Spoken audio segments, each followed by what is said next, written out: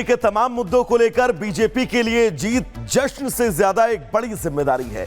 एक और बड़ी खबर आपको बताएंगे। दरअसल दिल्ली चुनाव से जुड़ी ये बड़ी खबर है। अनुपम खेर ने एक्स पर पोस्ट किया है, अरविंद केजरीवाल पर कटाक्ष किया है। अनुपम खेर ने अपने इस पोस्ट के जरिए जिक्र उन्होंने द कश्मीर फाइल्स को लेकर किया। अरविंद केजरीवाल की फोटो साथ में ही चस्पा की, आपकी हार पर कटाक्ष किया है और कहा है कि पीड़ा का मजाक उठाना ठीक नहीं है, एक आह श्राप बन जाती है। पोस्ट पर अरविंद केजरीवाल की फोटो थी और उसके बाद यह कटाक्ष अरविंद केजरीवाल को लेकर अनुपम खेर का।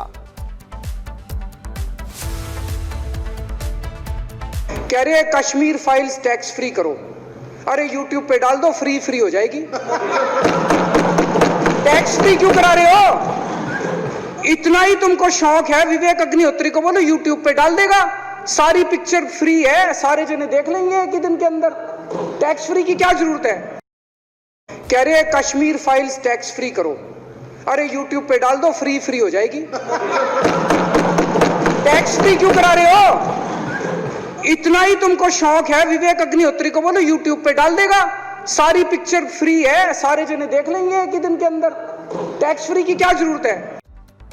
तो दिल्ली विधानसभा में दिया गया 2022 का ये वो भाषण था जिसमें अरविंद केजरीवाल कश्मीर फाइल्स को लेकर कटाक्ष कर रहे थे। आगे बढ़ेंगे दर्शकों। दरअसल दिल्ली के श्रीनगर से बीजेपी के तिलकराम गुप्ता ने तकरीबन 16,000 वोटों के मार्जिन से आम आदमी पार्टी की प्रीति तोमर को हराया है। अपनी जीत पर उनका कहना क्या है, सुनवाते हैं आपको।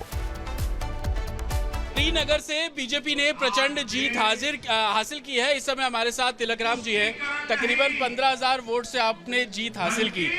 लोगों के बीच में आप जा रहे हैं, किस तरीके का रिस्पांस मिल रहा है? क्या कुछ प्राथमिकता रहने वाली है श्रीनगर के लिए? देखिए, मैंने कोविड के अंदर जनता के अंदर इतना काम किया। 2020 हारने के बाद मैंने लगातार 1.25 महीने के बाद कोविड लग गया था। मैंने लगातार 5,000 आदमियों का भोजन 25 की डेली देता था, 11 किलो की ऑक्सीजन, काढ़ा और जो भी समस्या होती थी मैं क्षेत्र के लिए लगातार करता रहा हूँ मैं। और जनता का मैं 5 साल निगम पार्षद रहा हूँ, जनता का प्यार मुझे मिला है। ठीक है, मैं 2020 में हार गया था, हारने के बाद लगातार मैंने क्षेत्र में सेवा की है और मुझे जनता ने इतना प्यार दिया है, मुझे बहुत ही अच्छे। मैं 11,000 10,000 कुछ से हारा था, आज मैं 16,000 की जीत दर्ज की है। जनता का बहुत ही मुझे भाइयों का बड़ा प्यार मिला है और टिकट भी मेरी भाइयों का जो प्यार था उसी ने टिकट दिलाई है मुझे, उसी प्यार ने मुझे जिता करके भेजा। दफ्तर आप आए हैं, शीर्ष नेताओं से मुलाकात हुई, क्या कुछ कहना था? नहीं, मैं थोड़ा लेट हो गया था, अभी मैं लेट हो गया, अभी मिलूंगा इस पर। अभी माननीय प्रधानमंत्री मोदी से मिले थे अभी रैली के अंदर, बहुत अच्छा रिस्पॉन्स था, बड़ा हमें आशीर्वाद दिया।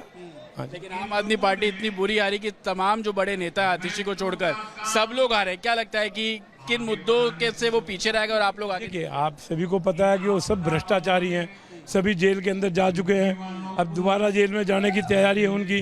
देखिए, अगर क्षेत्र का विकास नहीं करेंगे आप, हमारा 80,000 करोड़ से सालाना बजट है सरकार को मिलता है, वो कहाँ जाता है सालाना?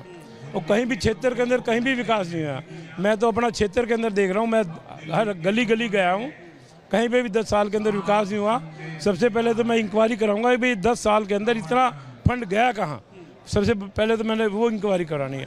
और मैं सोमवार से क्षेत्र के विकास में, शपथ तो बाद में भी ली जाएगी, अधिकारी आने शुरू हो गए, मैं क्षेत्र का विकास शुरू कर रहा हूँ। पहला काम क्या होगा?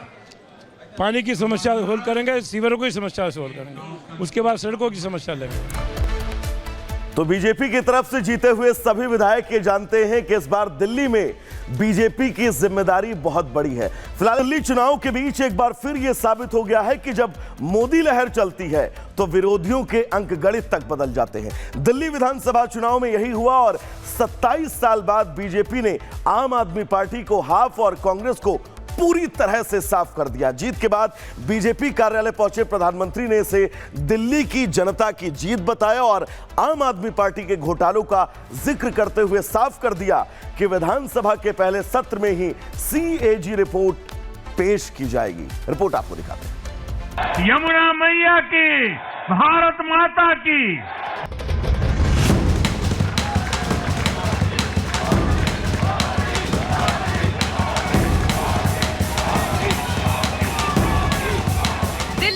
बीजेपी ने इतिहास रच दिया है।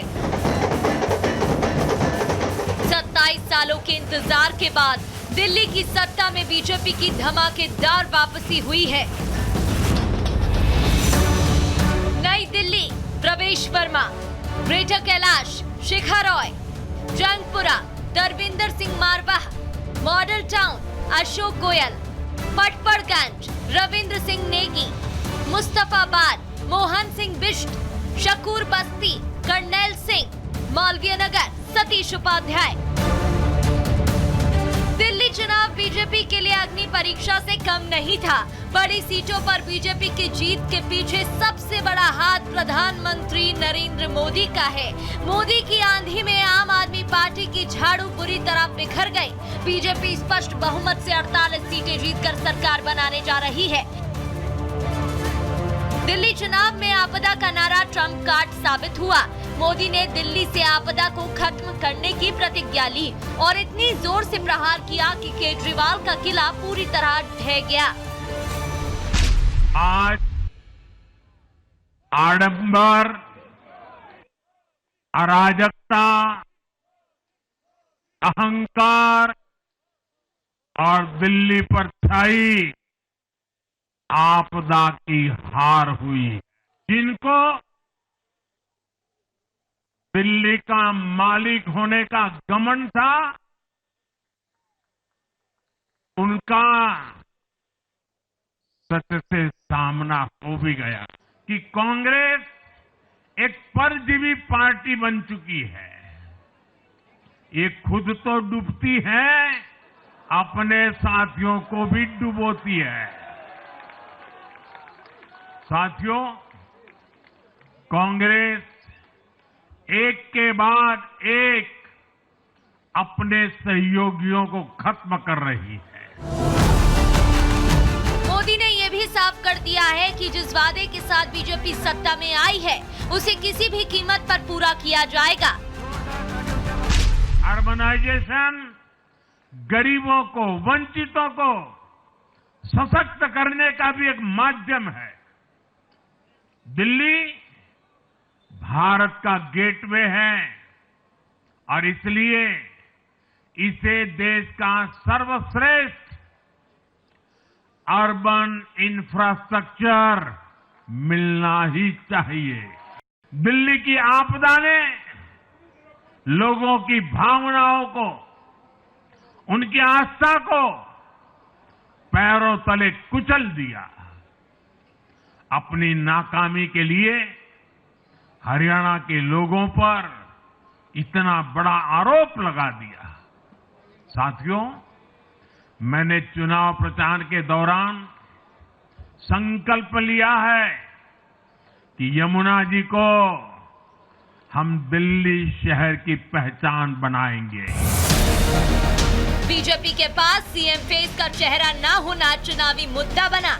आम आदमी पार्टी ने बीजेपी की घेराबंदी की, मगर मैदान में खुद मोदी उतर जाएं तो विपक्ष की नींद उड़ जाती है। दिल्ली चुनाव जीतकर बीजेपी ने साबित कर दिया, जनता को मोदी की गारंटी पर भरोसा है।